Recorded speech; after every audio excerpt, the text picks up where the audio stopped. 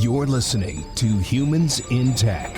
Our podcast explores today's most transformative technology and the trends of tomorrow, bringing together the brightest minds in and outside of our industry. We unpack what's new in physical access, identity verification, cybersecurity, and IoT ecosystems. We reach beyond the physical world, discuss our digital transformation as a species, and dive into the emerging phygital experience. Join us on our journey as we discover just how connected the future will be and how we will fit into that picture. Your host is Lee Dow, VP of Global Marketing at Identiv. Thanks for checking us out today. We're diving into the topic of ransomware attacks, and our guests are John Guerrero, CEO of Identify Systems and frequent podcast guest, and Fred Hughes, CEO and owner of Phoenix Technology Solutions based in Phoenix. Thank you both for joining us today. Thanks for having me back. Yeah. So I'm going to kick this off with an icebreaker joke about our topic today that we stole with pride from one of the writers from Secure World News. Are you ready for it? Okay, let's hear it. Where did the cybersecurity team go for the last few days? Where? They ran somewhere. Dad jokes, nothing but dad jokes. Tech dad, cybersecurity dad jokes right here. I'm here all day. There you go. So that was the intro to our topic today. There seems to be no end in sight to ransomware attacks. And according to Cybersecurity Ventures, ransomware is predicted to cost a whopping $265 billion annually by 2031. And the latest research shows that the first half of 2021 saw about $59 million in ransom payments, with costs averaging about $4.62 million in 2021, and mega breaches costing as much as 100 times higher than that. And the past few years, we've seen a rapid increase in the number of ransomware strains, and ransomware has entered the cloud environment as well. And all you have to do is, turn on the news, and you hear about these kinds of attacks more frequently. So, Fred, you own a technology solutions company based in Phoenix. Can you tell us a little bit about what you do? Sure. Well, I used to be in the computer business, but now things have changed so dramatically. So really, it's now more about risk management. With the way cybercrime has just grown so exponentially, we really focus on helping companies manage their risk by layering technology, security, and monitoring, and really placing a strong emphasis on employee awareness training. Employees are really the weakest link, and it only takes one person to fall for a phishing scam and it can take down the whole company. So just what is ransomware, and how are your customers impacted by it? Ransomware is, it's a type of malware that encrypts the victim's files, and it demands a ransom a ransom payment in exchange for the decryption key. So ransomware can be delivered through, various methods like phishing emails, infected software downloads, or exploit kits. And really both companies and individuals can be impacted, by ransomware. But the impact can be it's more severe for companies, as, they often have more sensitive and valuable data that's crucial for their, daily operations and running their company. So go ahead. Are companies more at risk than individuals just because there's a bigger get there? Yeah, that's the thing, is that, companies have more resources to pay a ransom if they were going to pay it. So yeah, they're a more attractive target for attackers. Got it. Well, what are some of the main types of ransomware, and maybe give an explanation of these? Well, again, there's several types of ransomware, like crypto ransomware that encrypts all of the files on a user's system. So for example, say you log into your computer one day and then all of a sudden, it seems really slow. It's really bogged down. All of a sudden you see the icons on your screen change, and then you can't open any of them. And then you see this dreaded ransomware note demanding a ransom in Bitcoin to get your files back. So hackers can gain access to your system, and they can poke around in there for many months. Research shows that they may have gained access and been poking around in your system for maybe 90 to 100 days or more. And so even if you have backups, your backups might even contain the tools that the hacker used to get in there in the first place. And if you restore, those tools could still be there, and then they'll attack when the time's right. And so many people try not to pay the ransom and say, well, just restore from backup. But the bad guys know this, and they may have already exfiltrated data from that system. So, think about a dental office, doctor's office, or hospital with thousands of patient records, or a CPA with credit card numbers, bank account numbers, social security numbers, those types of things. The hacker threatens to release this information or sell it on the dark web, and you'd be liable for all that. Most companies, they still don't have proper cyber liability insurance in place. And even if they did, it might not even cover the attack if they weren't adhering to the stipulations that are in that policy. Their claim would, could possibly be rejected due to gross negligence. Well, and I would think that a lot of like some of the examples that you gave, these are people who, they are highly specialized in their field of expertise, but it certainly isn't this. So understanding like risk mitigation is not their forte. Correct. Yep, exactly. And many people think it's not going to happen to them. So John, as CEO of Identify Systems, can you tell us a little bit more about your job and your company? Sure. Basically, at Identify Systems, we consult with organizations to assist them with addressing their network and cybersecurity concerns, as well as provide recommended solutions where applicable. So what experience, do you have with ransomware? Well, as someone who's been around the industry for, let's be kind and just say 20 plus years, my experience with ransomware kind of began in, I'd say around 2012, with the emergence of digital currencies and Bitcoin, as Fred alluded to earlier. That was really a lighthouse moment for ransomware, where criminals, cyber crooks, basically they can request payment via digital currency and Bitcoin, and it was completely untraceable. So that made their job that much more secure, we'll say, in avoiding capture, being caught, being narrowed down to a culprit. So once that really got going, it really was a shot in the arm for ransomware, unfortunately. And things increased over the next few years. And then we hit another huge influx of attacks with COVID being introduced, and the workforce going remote, and the increasing availability and vulnerability of targets just grew exponentially. So now, basically, when we go out and we look at consulting with organizations and talking to new and existing clients, there's not a presentation that we give that doesn't include some type of address to ransomware and the concerns that it brings, and again, how to mitigate that risk. Well, we recorded a podcast earlier today with Secure World News and Drew Todd, and it was about crypto crimes.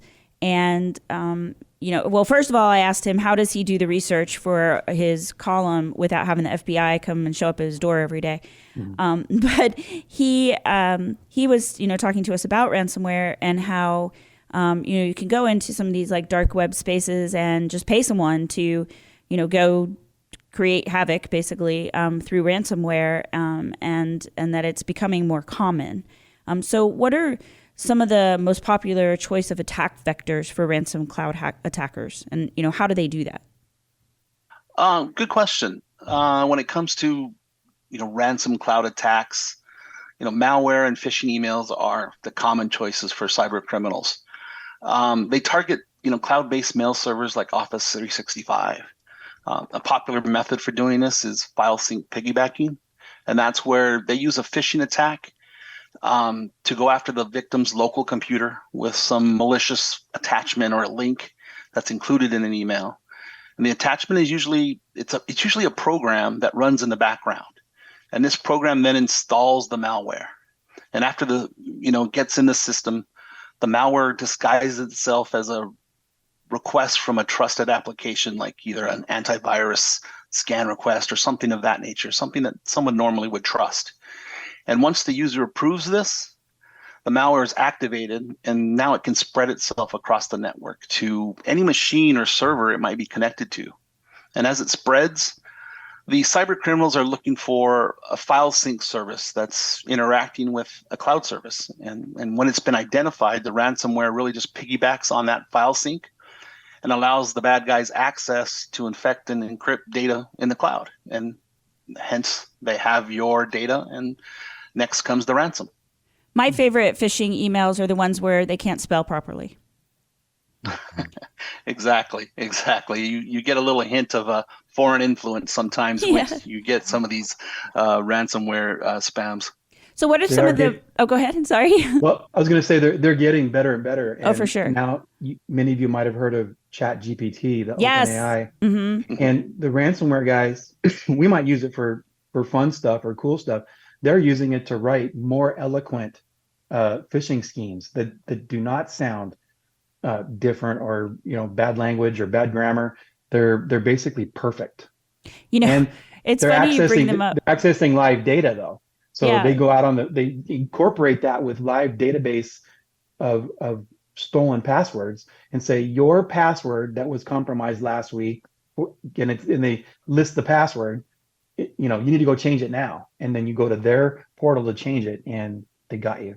Yeah, it's funny you bring them up because just yesterday or day before yesterday, they put out a big news push, a big media push about how Ryan Reynolds used them to write his new or not Sprint. What is his company? Mint Mobile. That to go write the script for the commercial in the voice of Ryan Reynolds, and then after they did that, I went out to their website to check some stuff out, and it was crashed. And I don't know if it's like so many users hit it because they were like, Ryan Reynolds uses it, so I'm going to. It worked on me, so I don't know.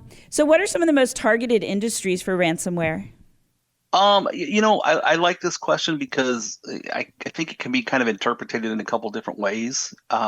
Banking, financial services, energy and utilities, and medical clinicians and hospitals are all high value targets because of the personal data that they carry, medical records, financial data, obviously. Those are things that are really highly valued to them.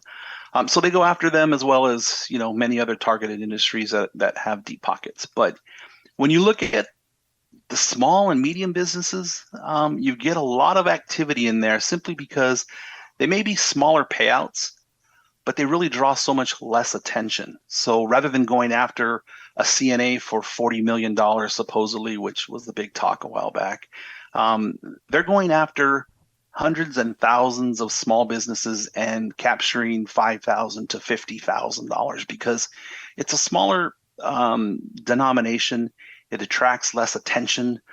More companies and even insurance agencies that cover cyber insurance are willing to pay that amount to make it go away rather than try to invest so much time to track this down, right? And you have to be getting the FBI involved because, it basically comes down to a resources versus dollars thing. So Fred, what was the most popular ransomware in 2022? Well, with 192 attacks in the third quarter alone, Lockbit 3.0 ransomware was the most prominent variant of 2022, but it impacted 42 countries with the US as like the top target. But the new and improved Lockbit 3.0 had made significant improvements over 2.0, including like features to thwart researchers. So it makes it difficult for them to try and work on it and figure out what it does or how it infects people. And it's ransomware as a service.